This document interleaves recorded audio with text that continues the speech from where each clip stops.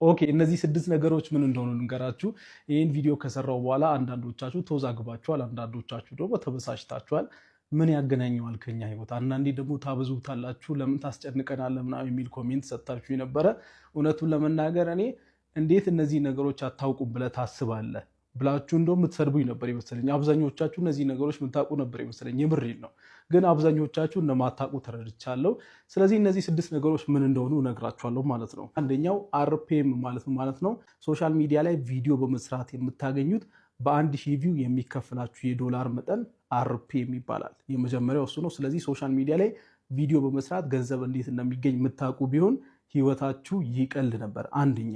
ሁለተኛው ፒቱፒ ነው። ፒቱፒን ብዙዎቻችሁ ቴሌግራም ላይ የሆነ ጊዜ በነበረው ሃምስተር ምናምን በሚባለው ነገር ታውቃላችሁ ብዬ አስባለሁ። ኤኒዌይ ፒቱፒ ከሰው ወደ ሰው እንደማለት ነው ባጭሩ። እና የተለያዩ ትሬዲንግ ላይ ፎሬክስ ትሬዲንግ ላይ ያሉ ሰዎች እና የኦንላይን ፔመንቶችን ለመፈጸም እነ ባይቢት ባይናንስን ስትጠቀሙ ከሰዎች ክሪፕቶ እንዲሁም ዶላር ምናምን ከሰዎች ጋር የምትገበያዩበት ነገር ነው ፒቱፒ ማለት። ለማንኛውም አሁን ላይ ፒቱፒ ኢትዮጵያ ውስጥ በትክክል እየሰራ አይደለም። ያው መንግስት በዚህ ዙሪያ ፖሊሲ እስከሚያወጣ ነው። ይሰራል፣ በእርግጠኝነት ወደ ስራ ይመለሳል ብዬ አስባለሁ። ሶስተኛው ኦርጋኒክ እና ፔድ ማርኬቲንግ ነው። ኦርጋኒክ ማለት ለቢዝነሳችሁ ሊሆን ይችላል፣ ለሌላም ሰው ቢዝነስ ሶሻል ሚዲያ ላይ ቪዲዮ፣ ፎቶ በመስራት ቢዝነስ ፕሮሞት በማድረግ ምንም ገንዘብ ሳትከፍሉ ቪዲዮችሁ ቫይራል ሲወጣ ምናምን የምታገኙት ሽያጭ ማለት ነው ባጭሩ።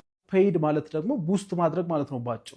ለፌስቡክ ለቲክታክ እየከፈላችሁ ቡስት ታደርጋላችሁ። ከዛ በኋላ ለፈለጋችሁት ኦዲየንስ የእናንተ ሱቅ የእናንተ ስራ ይደርሳል። ያንን ያዩ ሰዎች ሲገዟችሁ ይሄ ፔድ ማርኬቲንግ ይባላል ባጭሩ። አሁን ሶሻል ሚዲያ ላይ በብዛት እየተሰራ ያለ ነገር ነው። ስለዚህ ይህንንም ብታውቁ ቢዝነሳችሁን ለማሳደግ እና ይህንንም ስራዬ ብላችሁ ለተለያዩ ቢዝነሶች መስራት ትችላላችሁ። ስለዚህ ይሄ ሌላኛው ሶስተኛው ነገር ነው። አራተኛ ላይ የጠቀስኩት ኤስኤምኤም ነው። ኤስኤምኤም ማለት ሶሻል ሚዲያ ማኔጅመንት ነው። ሶሻል ሚዲያ ማርኬቲንግም ሌላ ነገር ነው። ለማንኛውም ሶሻል ሚዲያ ማኔጅመንት ማለት የተለያዩ ድርጅቶችን ሶሻል ሚዲያ ማለትም የቲክታክ አካውንታቸውን ለምሳሌ ማኔጅ ማድረግ ማለት ነው። ይህን እንደ ስራ የሚሰሩ በመቶ ሺዎች የሚከፈላቸው እስከ ሚሊዮን የሚከፈላቸው ወጣቶች ኢትዮጵያ ውስጥ በአሁኑ ዘመን አሉና ይህም ስራ በጣም እየተስፋፋ ነው። ስለዚህ ይህን ብታውቁ ይጠቅማቸዋል።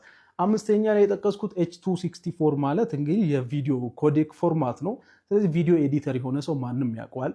ለማንኛውም ቪዲዮ ኤዲቲንግ ስኪል ቢኖራችሁ አሁን ደግሞ በጣም ብዙ ድርጅቶች ላይ ተፈላጊ ትሆናላችሁ። ዝም ብሎ የሆነ ቦታ ተምሮ ሰርቲፊኬት መያዝ ሳይሆን ትክክለኛ የቪዲዮ ኤዲቲንግ ስኪል ያላችሁ ከሆነ በጣም ተፈላጊ ናችሁ በዚህ ዘመን።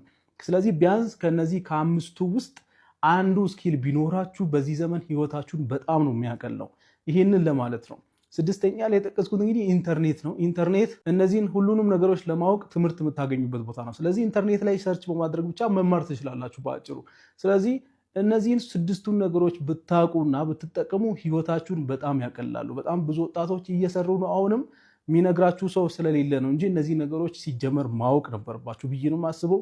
ኤኒዌይ በጣም ሀብታም የሆናችሁ ሰዎች፣ ሌላ ቢዝነስ ላይ ያላችሁ ሰዎች ምናምን ይሄን ነገር ላይመለከታችሁ ይችላል። ግን ከወላጆቻችሁ የምትወርሱት ቤት፣ መሬት፣ መኪና ከሌላችሁ እናም አሁን ላይ ደሞዝ ምናምን ላይ ያላችሁ ሰዎች ካላችሁ እነዚህ ነገሮች ከጎን ራሱ መስራት ትችላላችሁ እና እነዚህ 6 ነገሮች ብታውቁ በጣም ይጠቅማችኋል።